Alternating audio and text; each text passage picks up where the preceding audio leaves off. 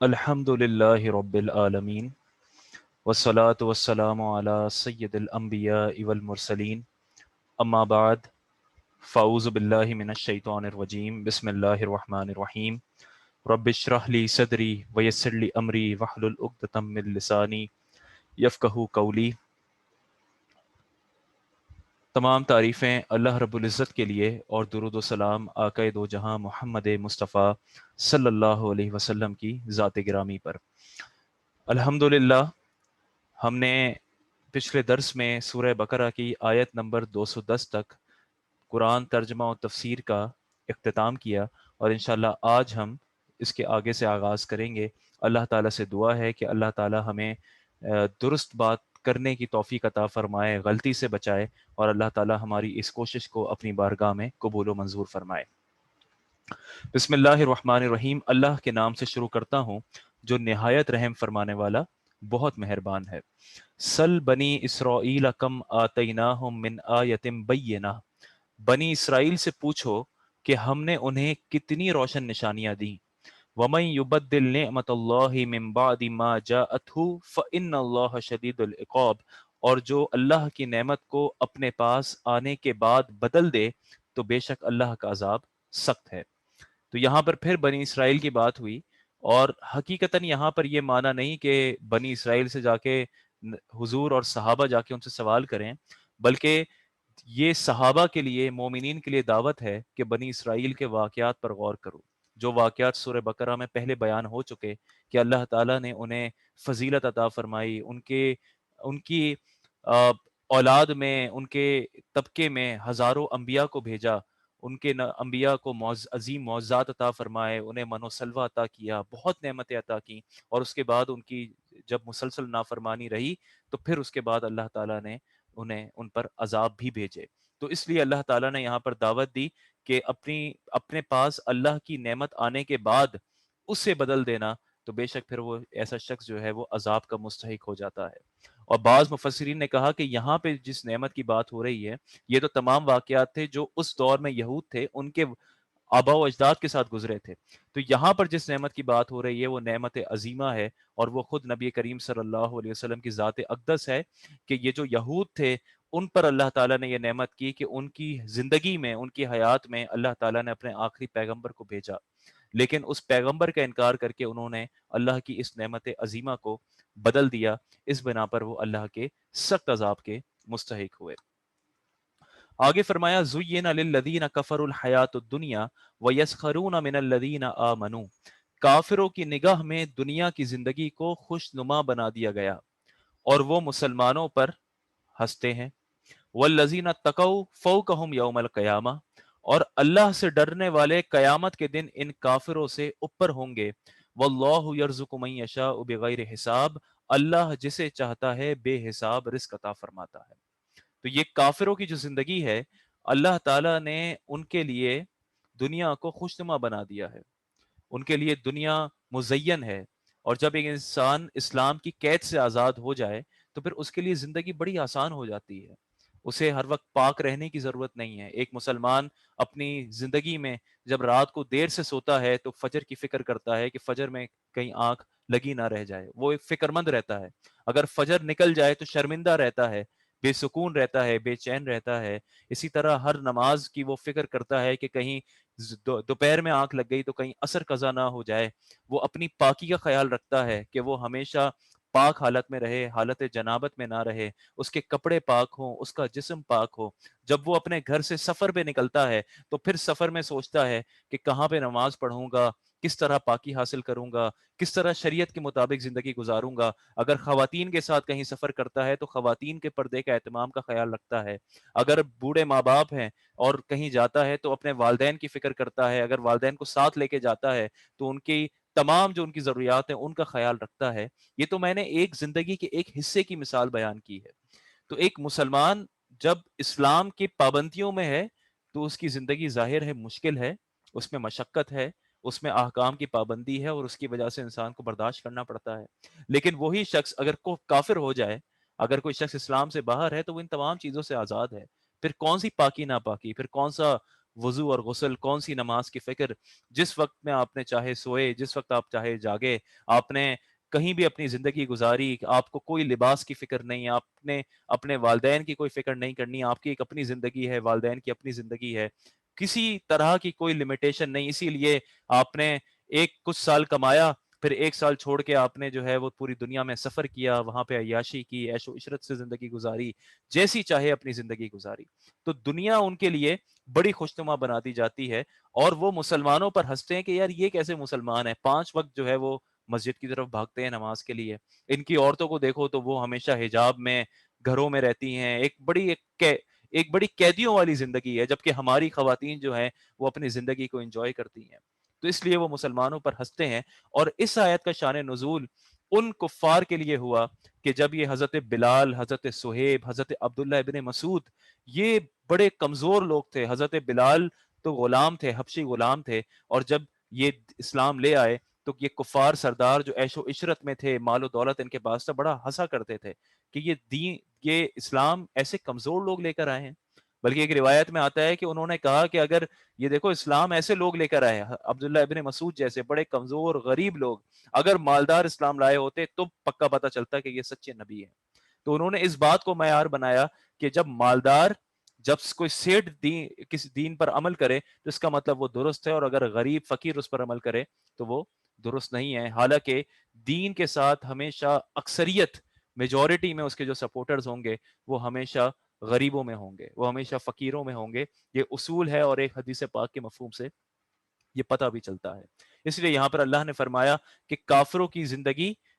کافروں کے لیے دنیا کی زندگی، کافروں کی نگاہ میں دنیا کی زندگی کو خوشنما بنا دیا گیا، اور وہ مسلمانوں پر ہنستے ہیں. والذین تقوا فوقہم یوم القیامہ، حالانکہ قیامت میں یہ لوگ یعنی مسلمان، اللہ سے ڈرنے والے، قیامت کے دن ان کافروں سے اوپر ہوں گے، ان کے بڑا بلند مقام ہوگا. واللہ یرزق من یشاء بغیر حساب، اللہ جسے چاہتا ہے بے حساب رزق عطا فرماتا ہے. تقوی اور دین یہ رزق کو طے نہیں کرتے،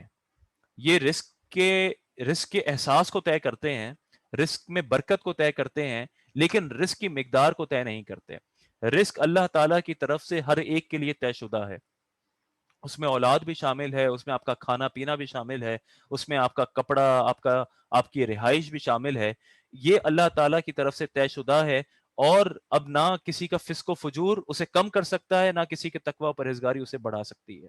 آپ کتنی عبادت کیوں نہ کر لیں، ایسا نہیں ہے کہ اللہ تعالیٰ نے پہلے آپ کے نصیب میں لکھا ہو کہ یہ ہمیشہ ساری زندگی موٹر سائیکل پر گھومے گا، لیکن پھر آپ بہت نیک ہو گئے، آپ تبلیغ دین میں آ گئے، آپ نے روزے رکھے، آپ نے عبادتیں کی، تو پھر اللہ نے آپ کا مقدر بدل دیا اور کہا کہ یار اب یہ بڑا نیک ہو گیا، اب اس کے جو ہونڈا 50 اس کے نصیب میں لکھی تھی اب اس کو ہٹا دو، اور اب اس کو جو ہے وہ سوزوکی کلٹس پر لے آؤ. ایسا نہیں ہے، بلکہ رزق ہر ایک کے لیے طے شدہ ہے. اس میں انسان اپنا کسب کرتا ہے اور وہ رزق پاتا ہے. یہی وجہ ہم دیکھتے ہیں کہ بہت سے ایسے لوگ ہیں کہ جو آج کے دور میں ان پڑھ ہیں، لیکن وہ پڑھے لکھوں کو نوکریاں دیتے ہیں، وہ پڑھے لکھوں کے لیے روزگار فراہم کرتے ہیں. بہت سے لوگ ایسے ہیں کہ جو خود کماتے ہیں لیکن گھر میں دال سبزی کھاتے ہیں، اور کچھ لوگ ایسے ہیں کہ جن کے پاس کوئی نوکری نہیں لیکن وہ کسی ویلفیئر ادارے کے دسترخوان پہ بکرے کا گوشت کھاتے ہیں. اللہ تعالیٰ نے ہر کسی کا رزق جو ہے وہ مختلف طریقوں سے لکھا ہے. اسی طرح میرے استاد محترم یہ مثال دیا کرتے ہیں کہ اگر صرف عقل سے رزق ملتا تو کبھی بھی پاگل خانے میں عقل مند لوگ پاگلوں کو پکڑ پکڑ کے کھانا نہیں کھلا رہے ہوتے. اللہ نے ان کا بھی رزق لکھا ہے کہ عقل مند لوگ جو بالکل ٹھیک ہوتے ہیں، ان کا ذہنی توازن بالکل ٹھیک ہوتا ہے، وہ ایسے ذہنی معذوروں کو پکڑ کے ان تک ان کا رزق پہنچا رہے ہوتے ہیں. اس لیے اللہ نے فرمایا اللہ تعالیٰ جسے چاہتا ہے بے حساب رزق عطا فرماتا ہے. کفار کے حق میں اللہ تعالیٰ نے دنیا کو عیش و عشرت بنا دیا. اس لیے آج آپ دیکھ لیں کہ ایک اکثریت میں دیکھ لیں کہ جو کفار ممالک ہیں اللہ تعالیٰ نے ان کو ایک سے ایک سہولت عطا کی ہے، مال کی صورت میں، ہر چیز کی صورت میں. اور اگر مسلمانوں کو دیکھیں تو آپ کو نظر آئے گا کہ بہت سے مسلمان ملک اکثریت میں وہ ہیں کہ جو غربت کا شکار ہیں، کہ جو ڈیولپنگ کنٹریز ہیں ان کے پاس وہ سہولیات موجود نہیں ہیں. اللہ تعالیٰ جسے چاہے جو رزق عطا فرماتا ہے. آگے فرمایا کان الناس امۃ واحدہ، کان الناس امۃ واحدہ، تمام لوگ ایک دین پر تھے. فبعث اللہ النبیین مبشرین و منذرین، تو اللہ نے انبیاء بھیجے خوشخبری دیتے ہوئے اور ڈر سناتے ہوئے، وَأَنزَلَ مَعَهُمُ الْكِتَابَ بِالْحَقِّ، اور ان کے ساتھ سچی کتاب اتاری، لِيَحْكُمَ بَيْنَ النَّاسِ فِيمَا اخْتَلَفُوا فِيهِ، تاکہ وہ لوگوں کے درمیان ان کے اختلافات میں فیصلہ کر دیں۔ یعنی یہاں پہ یہ جو لکھا گیا نا کان الناس امۃ واحدہ، تمام لوگ ایک دین پر تھے، تو یہاں پر بعض مفسرین نے کہا کہ یہاں پہ ایک چیز محذوف ہے، اور وہ یہ ہے کہ پہلے ایک دین پر تھے امۃ واحدہ، اور اس کے بعد جب وہ مختلف ہو گئے، یعنی ان کے درمیان اختلاف ہوا، تو اللہ نے انبیاء بھیجے جو خوشخبری دیتے اور ڈر سناتے۔ تو یہ جو امۃ واحدہ ہے، اس کی مختلف تفاسیر ہیں۔ بعض نے کہا کہ یہ وہ دور ہے کہ جو حضرت آدم علیہ السلام اور حضرت نوح علیہ السلام کے درمیان کا حصہ ہے، تقریباً شاید غالباً 900 سال۔ یہ وہ حصہ ہے کہ جس میں سب ایک دین پر تھے، سب توحید پر قائم تھے، کوئی کافر نہیں تھا، اور اس قدر نیک تھے۔ یہ ایسا دور تھا کہ انسان فرشتوں سے مصافحہ کیا کرتے تھے، لیکن اس کے بعد جب لوگوں میں بغاوت آئی، لوگوں میں حسد آیا، یا جب قتل و غارت شروع ہوئی، تو اس کے بعد جو ہے وہ لوگ کفر کی طرف جانا شروع ہو گئے۔ بعض نے کہا کہ امتم واحدہ سے مراد وہ لوگ ہیں جو حضرت نوح علیہ السلام کی کشتی پر سوار تھے، کیونکہ جو لوگ حضرت نوح کی کشتی میں سوار تھے وہ ایک امت تھے، وہ توحید پر قائم تھے، اور باقی سب کے سب غرق ہو گئے۔ لیکن جب وہ کشتی سے اترے اور اس کے بعد انہوں نے وہ زمین پر پھیلنا شروع ہوئے، تو یہ اس کے بعد ان کے درمیان اختلافات پیدا ہونا شروع ہوئے، اور پھر اللہ تعالیٰ نے یہ سلسلہ شروع کیا۔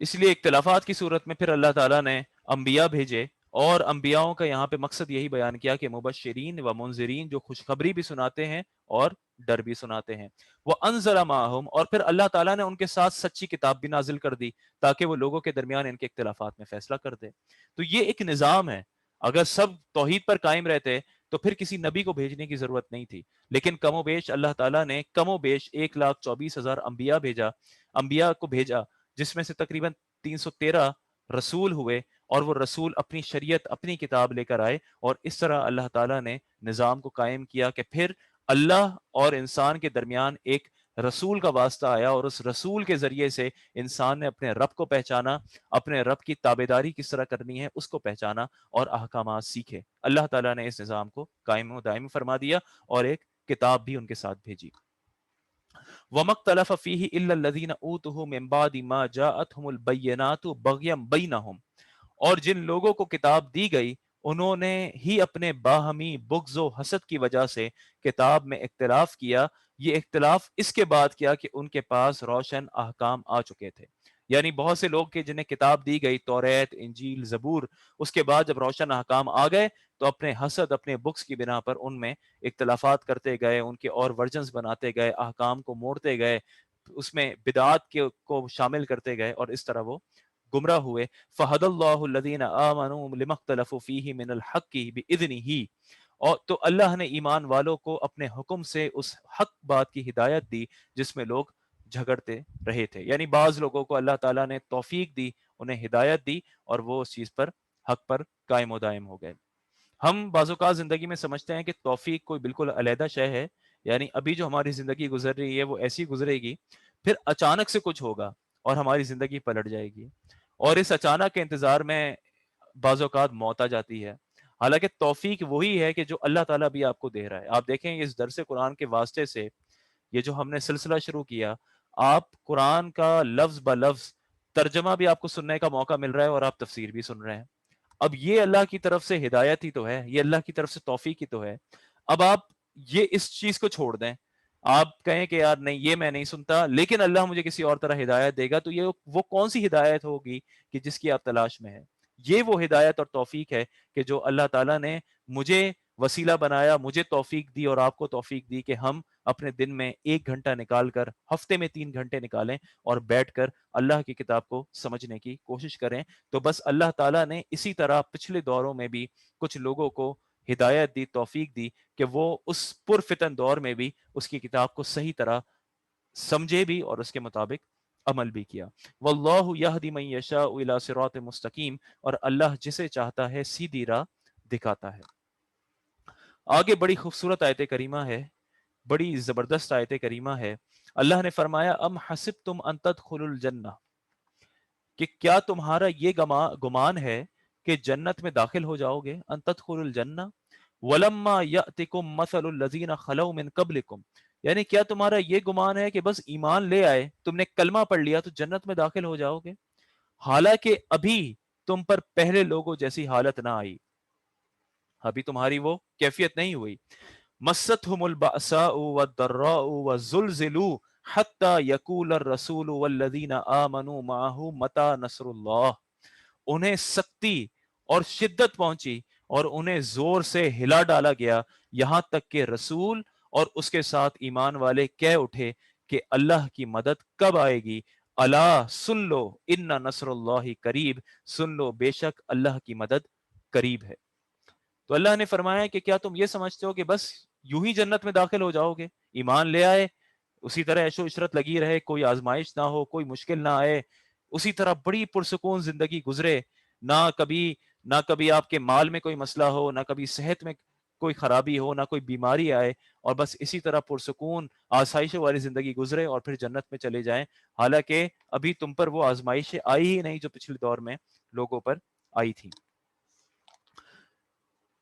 یہ حدیث پاک ہے، یہ مسند احمد میں بھی ہے اور امام بخاری بھی اسے روایت کرتے ہیں۔ حضرت خباب بن ارس رضی اللہ تعالی عنہ بیان کرتے ہیں کہ مسلمانوں نے نبی صلی اللہ علیہ وسلم سے شکایت کی۔ اس وقت آپ کعبے کے سائے میں ایک چادر سے تکیہ لگائے ہوئے بیٹھے ہوئے تھے۔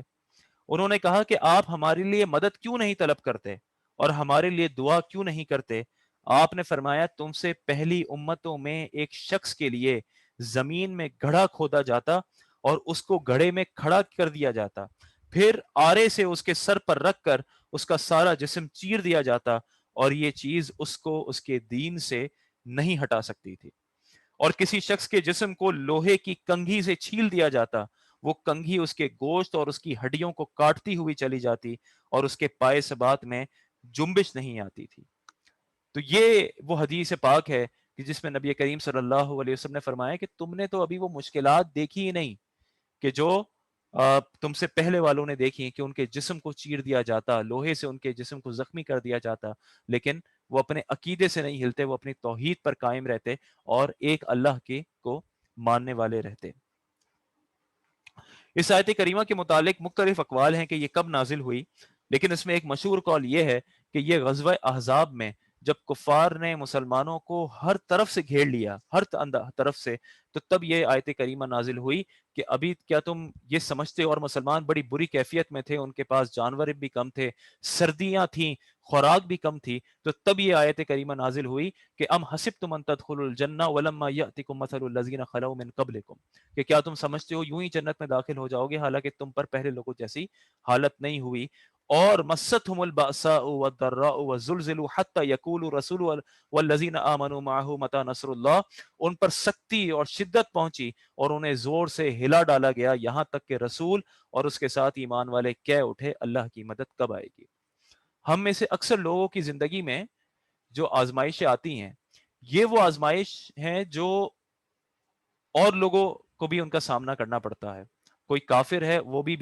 بیمار ہوتا ہے، کوئی کافر ہے اس پر بھی فائنینشیل کرائسس آتا ہے، وہ بھی بے روزگار ہوتا ہے۔ یہ وہ آزمائشیں ہیں کہ جن پر ہم صبر اگر کر لیں تو ہمارے درجات بلند ہوتے ہیں، لیکن ان میں سے کوئی بھی ایسی آزمائش نہیں ہوتی عام طور پر، اگر ہم ان مسلم ممالک کی بات کریں کہ جو عام طور پر جنگوں میں ملوث نہیں ہوئے، تو ہم پر کوئی ایسی آزمائش نہیں آئی کہ جس میں ہمیں ہمارے دین پر خطرہ ہو،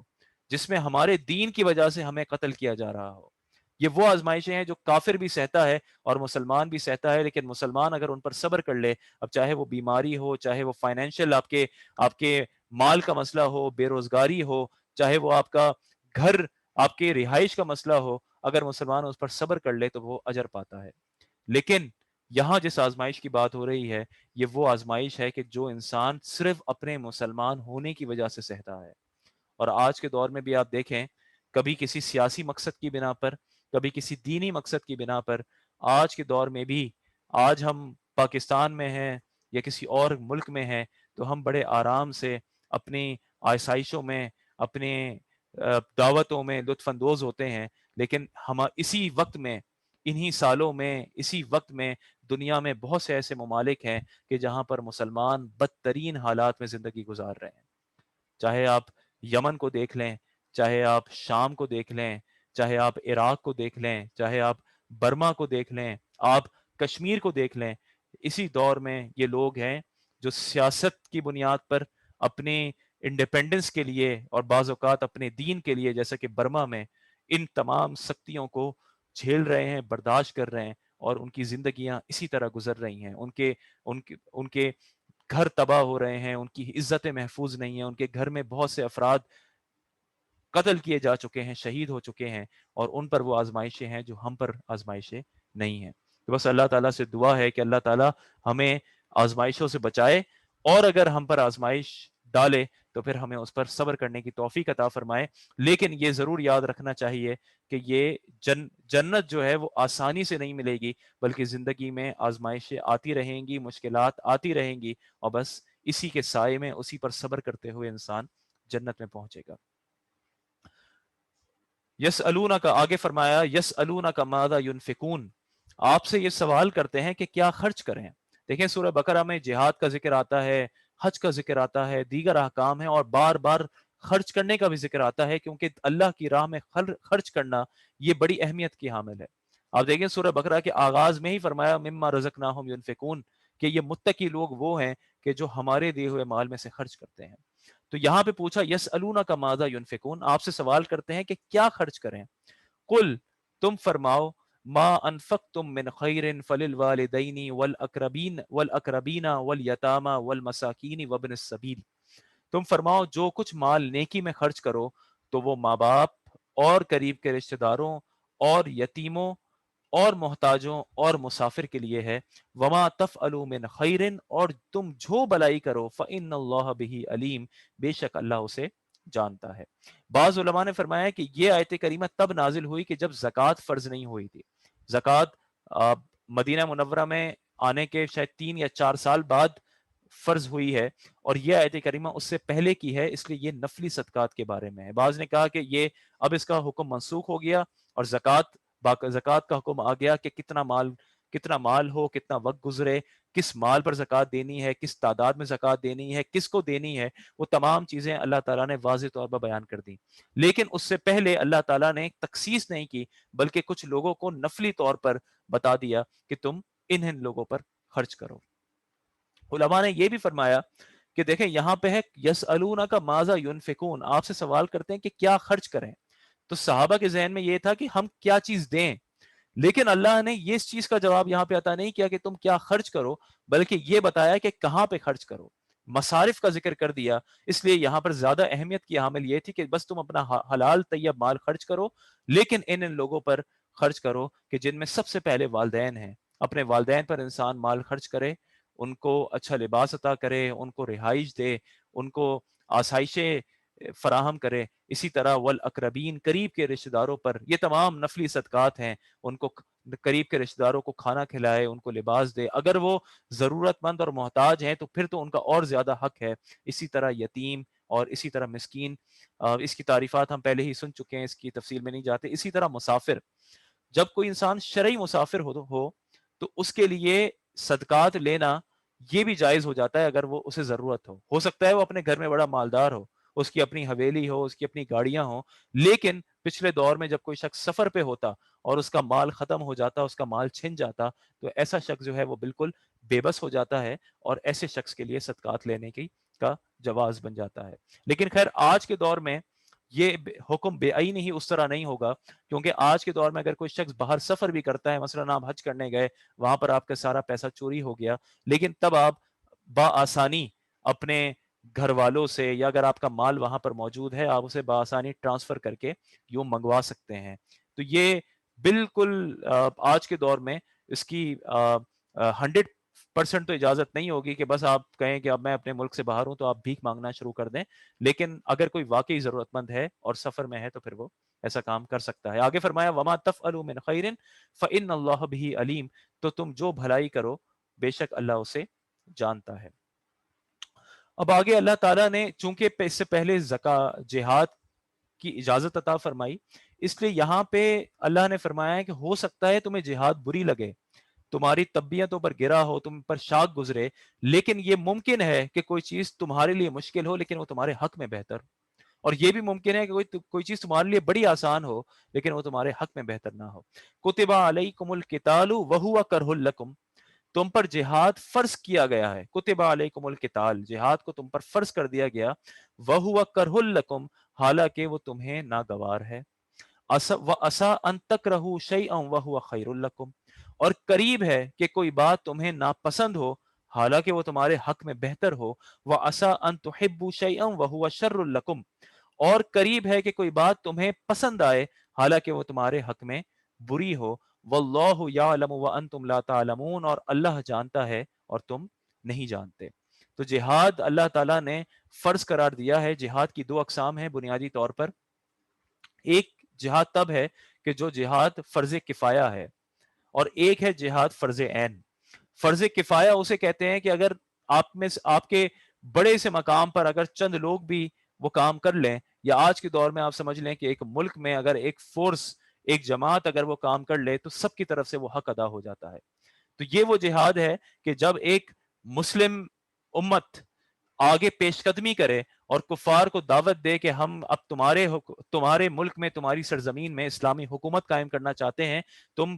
یا تو ہمارے دین کو قبول کرو، مسلمان ہو جاؤ، اگر تم مسلمان نہیں ہونا چاہتے تو ٹھیک ہے، تم کافر رہو، تم اپنی عبادتیں کرتے رہو، لیکن ہم اسلامی حکومت نافذ کریں گے، تم اپنی عبادات کرو، تم اپنے دین کے اعتبار سے زندگی گزارو، لیکن تم ہمیں جزیہ دو گے، تم ہمیں ایک اضافی ٹیکس دو گے۔ اور اگر وہ اس پر نہ مانے تو اب مسلمان پیش قدمی کرے اور ان سے جنگ کرے اور اس زمین پر اپنے نظام کو، حکومت کو قائم کرے۔ یہ جو جہاد ہے، یہ جہاد فرض کفایہ ہے، یعنی ایک امت میں، ایک بڑے گروہ میں اگر ایک جماعت بھی یہ کام کر لے تو سب کی طرف سے حق ادا ہو گیا۔ لیکن جو جہاد فرض عین ہے، یہ وہ جہاد ہے کہ جب کسی ملک پر، کسی اسلامی ملک پر حملہ ہو جائے تو اپنے دفاع میں جہاد کرنا ضروری ہے۔ یہ نہیں ہوگا کہ سامنے سے کوئی حملہ کرے اور انسان بے بس ہو کر بالکل گھر میں بیٹھ جائے، سو جائے کہ بس اب ہم قتل کر دیے جائیں گے اور ہم شہادت کے درجے پہ جنت میں چلے جائیں گے۔ ایسا نہیں، بلکہ اب اس پر اپنا دفاع کرنا لازم ہے۔ اور آج کے دور میں تو یہ ایک پورا فوجی نظام ہے کہ فوج لڑتی ہے، ہم جو عام لوگ ہیں وہ گھروں میں محصور ہو جاتے ہیں۔ لیکن پچھلے اگر ادوار میں چلے جائیں تو جب اس طرح کی جنگ کا معاملہ ہو تو مجاہدین سمیت عام لوگ، عورتیں، بچے، سب جو ہے، سب پہ لازم ہے کہ ہر ایک نکلے گا اور اپنا دفاع کرے گا۔ اور صرف اپنا دفاع نہیں، بلکہ اگر کسی برابر مسلمان ملک پر بھی کوئی کافر حملہ کرے تو اس میں بھی اگر وہ ملک خود کمزور ہو اور اپنے دفاع کی اہلیت نہ رکھتا ہو تو اس کے پڑوس اسلامی ملک پر لازم ہے کہ اس کا دفاع کیا جائے۔ اس لیے یہاں پہ ہمیں سوچنا چاہیے کہ آج کشمیر میں جو ہو رہا ہے، آج برما میں جو ہو رہا ہے، اس کے لیے محض خط و کتابت، اس کے لیے تقاریر کر لینا، اس کے لیے ہاتھ میں پٹے باندھ کے کسی ہال میں جمع ہو کے کھڑے ہو کے کچھ پڑھ لینا، اچھی اچھی میٹھی باتیں کر لینا، ترانے گا لینا، یہ اسلام کا منشا نہیں ہے، بلکہ اسلام تو کہتا ہے کہ بس اب تم نکلو اور جہاد کرو۔ اور آپ کو کیا لگتا ہے کہ کیا ہمیشہ جب جہاد ہوئی تو کیا بڑے اچھے حالات تھے، بڑے سازگار تھے، پیٹرول وافر مقدار میں ہوتا تھا، بہت، اگر پچھلے دور میں چلے جائیں ہزاروں اونٹ ہوتے تھے، 1000 لاکھ گھوڑے ہوتے تھے، بڑی فصل ہوتی تھی، سب کچھ ہوتا تھا، بڑا کمفرٹ تھا، کسی سے کوئی قرضہ نہیں لیا ہوا تھا، ہر ایک مالدار تھا، کوئی غریب نہیں تھا، اتنے اچھے حالات تھے، تب انہوں نے جہاد کیا۔ بلکہ پچھلے ادوار میں تو ہم سے کئی برے حالات تھے، تب بھی انہوں نے اپنی اخروی زندگی کو فوق رکھا اور جہاد پر نکل پڑے تحفظ کے لیے، کیونکہ وہ دین پر چلنا چاہتے تھے۔ لیکن آج بہت سے وہ لبرل لوگ جو سمجھتے ہیں کہ پاکستان تو کھڑا ہونے کی ہمت بھی نہیں کر سکتا، کچھ بول بھی نہیں سکتا انٹرنیشنل فورم پہ، کیونکہ ہم قرضے میں دبے ہوئے ہیں، اگر ہم کچھ کہیں گے تو وہ ہم سے اور چھین لیں گے۔ آپ کی آسائشیں چلی جائیں گی لیکن آپ زندہ رہیں گے، آپ کا ملک ایسا ہے کہ اس میں پیداوار موجود ہے، آپ زندہ رہیں گے، آپ ختم نہیں ہو جائیں گے، آپ ایٹمی طاقت ہیں، آپ مقابلہ کر سکتے ہیں۔ ہاں، ہو سکتا ہے بہت سے لوگ بے روزگار ہو جائیں، ان کو نوکریوں سے دوسرے ملکوں میں نکال دیا جائے، آپ پر بین لگ جائے، آپ پہ ٹریڈ بین لگ جائے، آپ اپنی لگژریز کو امپورٹ نہ کر سکیں، لیکن تب بھی آپ کی زندگی بسر ہوگی۔ تو یہاں پہ فیصلہ کرنا ہوگا کہ آپ کو اپنی دنیاوی زندگی عزیز ہے یا اخروی زندگی عزیز ہے۔ اس لیے صرف باتوں سے، صرف ترانوں سے، صرف کسی امن کی آشا سے اس سے کام نہیں چلے گا، بلکہ حقیقی طور پر عملی میدان میں نکل کر کھڑے ہو کے جہاد کرنا پڑے گا، تبھی آپ صحیح دین پر عمل کرنے والے ہوں گے۔ میں چند احادیث سنا کر آپ اس درس کا آج اختتام کرتے ہیں۔ حدیث پاک میں آتا ہے، یہ امام ترمذی، امام بزار، امام حاکم، امام بیہقی حضرت ابو ہریرہ رضی اللہ تعالی عنہ سے روایت کرتے ہیں کہ رسول اللہ صلی اللہ علیہ وسلم کے اصحاب میں سے ایک شخص کا جنگل میں میٹھے پانی کے ایک چشمے سے گزر ہوا۔ اس نے سوچا کاش میں لوگوں کو چھوڑ کر یہیں رہ جاؤں، میں رسول اللہ صلی اللہ علیہ وسلم سے اجازت لے کر یہیں آ جاؤں گا۔ جب اس نے نبی صلی اللہ علیہ وسلم سے اجازت طلب کی تو آپ نے فرمایا ایسا نہ کرو، 60 سال اپنے گھر میں نماز پڑھنے سے تمہارا ایک وقت اللہ کی راہ میں گزارنا افضل ہے۔ کیا تم یہ پسند نہیں کرتے کہ اللہ تمہاری مغفرت کر دے اور تم کو جنت میں داخل کر دے؟ اللہ کی راہ میں جہاد کرو۔ جو شخص اونٹنی کا دودھ دوہے جانے کے وقت کے برابر بھی اللہ کی راہ میں جہاد کرتا ہے، اس کے لیے جنت واجب ہو جاتی ہے۔ تو یہاں سے پتا چلا کہ اپنی انفرادی عبادت آپ نے 60 سال کی، لیکن اس کے اپوزٹ آپ نے اللہ کی راہ میں ایک رات جو ہے، آپ نے ایک وقت گزارا اللہ کی راہ میں، تو وہ زیادہ افضل ہے۔ یہاں سے ہمیں یہ بات بھی پتا چلی کہ لوگوں کی مختلف طبیعتیں ہیں، وہ اپنے انداز سے تبلیغ کرتے ہیں۔ بہت سے ایسی جماعتیں ہیں، بہت سے ایسے لوگ ہیں کہ جو کسی مسئلے میں پڑھنا نہیں چاہتے، نہ وہ کسی سیاست میں آنا چاہتے ہیں، نہ وہ معاشرے کے مسائل میں آنا چاہتے ہیں، بلکہ وہ اپنے بند کمرے میں اپنے مدارس مسجد تک تبلیغ کرتے ہیں، اور ان کی بہت زیادہ شہرت بھی ہے، اور لوگ سمجھتے ہیں کہ یہ اللہ والے ہیں، یہ بہت زیادہ نیک ہیں۔ وہ ضرور اللہ والے بھی ہیں، نیک بھی ہیں، ان کے بڑے درجات ہیں۔ اور اس کے مقابلے میں کچھ ایسے لوگ ہیں، ہمارے کچھ علماء ہیں کہ جو ساری زندگی باہر نکلتے ہیں، وہ ٹی وی پر آ کر لبرل سے ٹاک شوز میں گفتگو کرتے ہیں، وہ اسمبلیز کے چکر لگاتے ہیں، وہ انٹرنیشنل فورمز پہ جاتے ہیں، باہر کی دنیا میں کانفرنسز میں جا کے دین کو پیش کرتے ہیں، لیکن آپ دیکھیں شاید ان کے پیچھے چلنے والے ان کے مریدین میں 20-25 لوگوں سے زیادہ نہیں ہوتے، ان کا بڑا چھوٹا ہلکا احباب ہوتا ہے۔ تو انسان اکثر تعداد دیکھ کر متاثر ہوتا ہے کہ یہ پیر ہے اس کے 1000 مرید، یہ پیر ہے اس کے 100 مرید، یہ شخص ہے اس کے 10 مرید، لیکن اس طرف بھی ضرور غور کرنا چاہیے کہ ایک امن کے ساتھ اپنی مسجد میں، اپنے مدرسے میں تبلیغ کرنا یہ آسان ہے، اور اسمبلیوں میں، حکومت میں، انٹرنیشنل فورمز پہ جا کے دین کا دفاع کرنا، ایسی لیجسلیشن لانا کہ جس میں دین کا تحفظ ہو، یہ بہت مشکل ہے۔ اور یہ اس میں اہل سنت کا خاص طور پر جو سر فخر سے بلند ہوتا ہے، وہ حضرت علامہ امام شاہ احمد نورانی صدیقی رحمۃ اللہ تعالی علیہ آپ کی بنیاد پر ہوتا ہے کہ آپ نے بہت زیادہ جد و جہد کی اور آئین پاکستان میں قادیانیوں کو کافر قرار دلوایا۔ یہ آپ کا وہ قدم تھا کہ جو اب بہت جد و جہد سے آپ نے اپنی زندگی میں حاصل کیا، اور آج اگر وہ آئین میں شامل نہ ہوتے تو آج آپ سوچ سکتے ہیں کہ کوئی نقشہ ہی الگ ہوتا، آج شاید پاکستان میں اسلام کی شکل بگڑی ہوئی ہوتی، جس انداز سے باہر کی قوتیں قادیانیت کو بڑھانے کی اور آئے دن انہیں بار بار اس گورنمنٹ اسٹرکچر میں لانے کی کوشش کرتی ہیں۔ اسی طرح حدیث پاک میں آتا ہے، امام مسلم، امام ابو داود، امام نسائی، امام حاکم، امام بیہقی نے حضرت ابو ہریرہ رضی اللہ تعالی عنہ سے روایت کیا کہ نبی صلی اللہ علیہ وسلم نے فرمایا جو شخص جہاد کرنے کی تمنا کیے بغیر مر گیا، جو شخص جہاد کرنے کی تمنا کیے بغیر مر گیا، وہ نفاق کے ایک حصے کے ساتھ مرا ہے۔ اسی طرح حدیث پاک میں آتا ہے کہ امام احمد، امام بخاری، امام ترمذی، امام نسائی نے عبد الرحمن بن جبران رضی اللہ عنہ سے روایت کیا کہ رسول اللہ صلی اللہ علیہ وسلم نے فرمایا جس شخص کے پیر اللہ کی راہ میں غبار آلود ہوئے، اللہ ان پیروں پر جہنم کی آگ حرام کر دیتا ہے۔